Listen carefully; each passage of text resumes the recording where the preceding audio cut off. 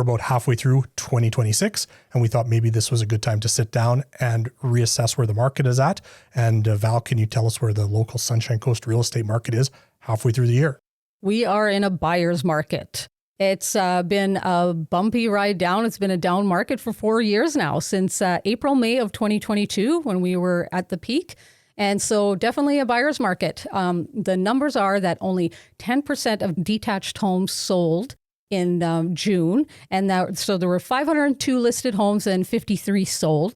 And for townhouses and condos, only 5% sold. So townhouses, it was 41 and only 2 sold. And condos, it was 39 and only 2 sold. The biggest thing right now is that if sellers want the buyers that are out there to come and pay attention to their property, they really have to price it right. They have to price it at market value.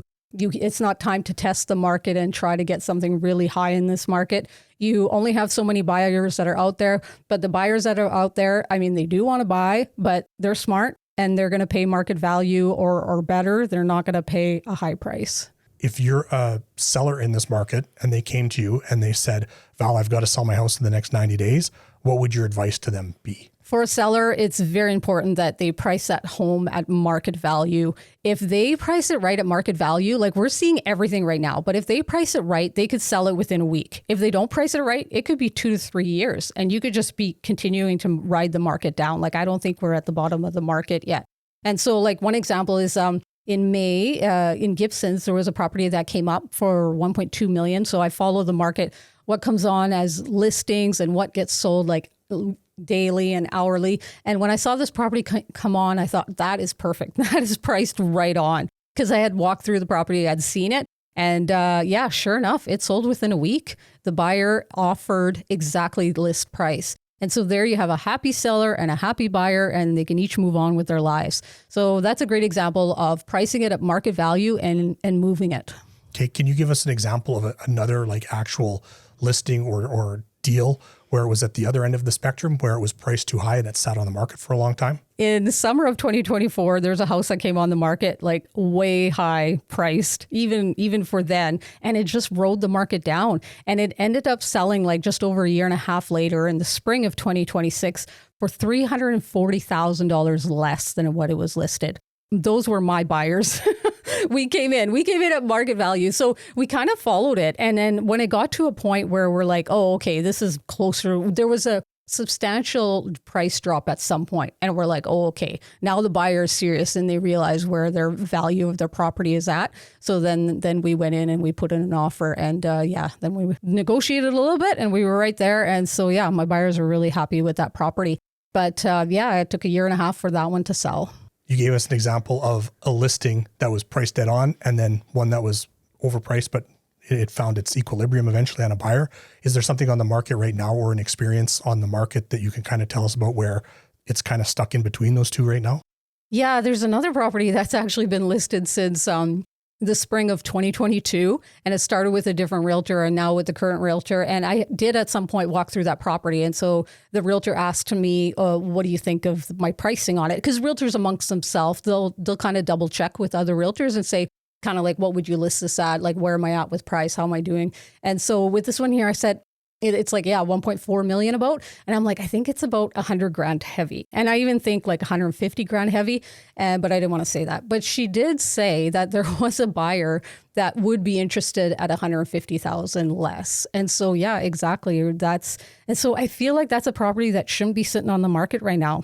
The buyer at $150,000 less, that's the market value. That's what they see that property is at. And that's what I saw when I walked through it. In a nice big home, garage had a lot going for it, but it was a little bit lived in. And yeah, the market value was more like $1,250,000 or $1,270,000. And so that's probably where it's going to sell, but it hasn't sold yet.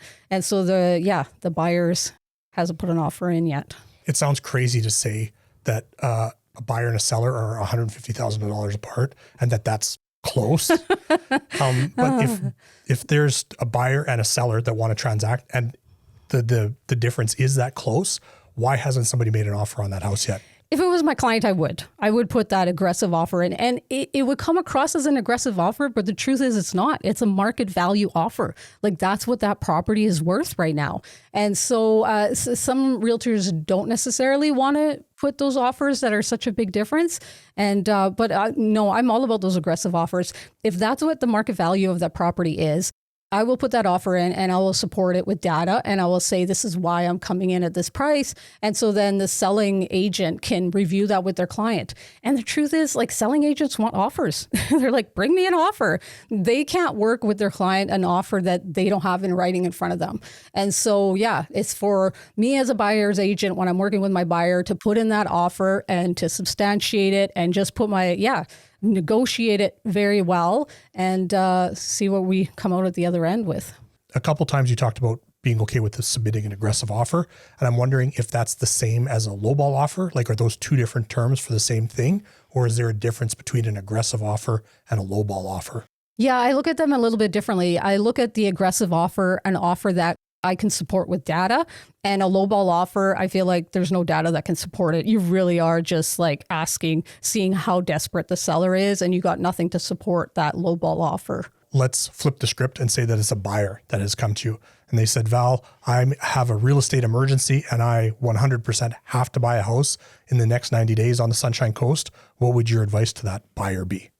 Ideally, the buyer's pre-approved, because that really helps when we negotiate an aggressive offer and just through the whole negotiating process. So pre-approved would be number one. Number two would be understanding what features and what things of the home that they really would like and which ones that they can kind of give up or it's not as important, because there's so many unique homes on the Sunshine Coast that they're probably not going to get 100% of what they want. So just kind of be open to that in their mind and in their flexibility.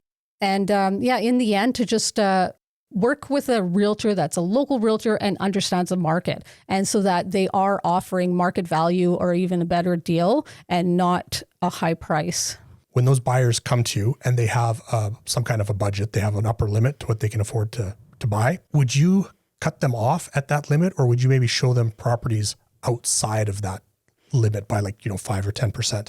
I'm often showing above their budget just because we have so many properties on the market that are overpriced. And so if I look at that property, I think, oh, market value is actually in the client's budget, then I will show them that property and then we can offer in the client's budget. So for my buyers, we're not missing out on those properties. We're actually giving it a try. But there are some realtors that aren't showing properties that are like above the client's budget. And so then the seller, it's another reason they should be very careful about pricing a property, because they could be missing a lot of eyes, a lot of potential buyers that could be looking at that property. A phrase that I keep hearing over and over again in this market is you can't build it for that.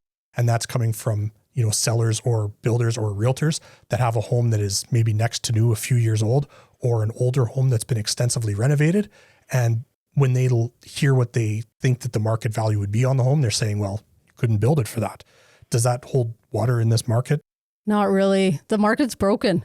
You're just like, it might have cost you a lot to build that house, but you're probably not going to sell it. You're probably going to lose a little bit of money if you built it in the last few years or had it built or did massive renovations. Everything's just costs so much. But right now, people are not paying that. Like, the market value is not there. So people are losing money in that situation. And in the other situation is when people bought in the relocation frenzy of COVID in 2022, 2021, you're probably losing money if you're needing to sell right now. If you bought at those peak prices, we're not at those amounts. So there's another chance that people are losing money there as well. If you're an owner and you find yourself in that situation that you can't get out of it what you've got into it, if you're upside down on the house, what options do those sellers have right now? Yeah, if you can write it out, but we just don't know how long we're writing it out. Like, I don't think we're at the bottom of the market. So is it a few more years or what? Or if you have to sell and take a loss, then maybe you have to. So whatever situation your family is in is what you have to do. Sunshine.